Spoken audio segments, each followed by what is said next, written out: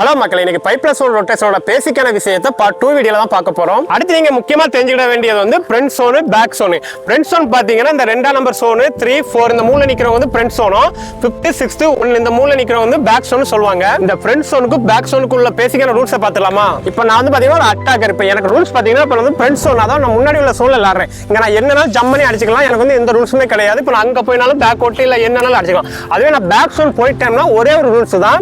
இப்போ நான் என்ன பண்றேன், பாலை செட் பண்ணி நான் அடிக்க போறேன். இப்போ பேக் ஓட்டிங் போது நம்ம இந்த 3 மீட்டர் கோட் இருக்குல்ல, இந்த கோலை நம்ம கால் படாம ஜம்ப் பண்ணி அடிச்சுட்டு வேணா உள்ள லேண்ட் ஆகிக்கலாம். ஆனா அப்படி இல்லாம நீங்க என்ன பண்றீங்கன்னா, ஒருவேளை இந்த கோட்டுக்கு உள்ள வந்துட்டு இப்படி ஜம்ப் பட்டாலே அது பவுல் தான். அடுத்து என்ன கொஸ்டின் பாத்தீங்கன்னா, ப்ரோ பஸ் சர்வீஸ் அங்கிருந்து அடிக்கிறாங்க, நம்ம அதை குதிச்சு பஸ் சர்வீஸ் உள்ள அடிக்கலாமா? அடிக்கலாம். ஆனா எங்க வச்சு அடிக்க கூடாதுன்னு பாத்தீங்கன்னா, இந்த 3 மீட்டர் கோட்டுக்கு உள்ள நின்றுட்டு நீங்க எதுவுமே பஸ் சர்வீஸ் அடிக்க கூடாது.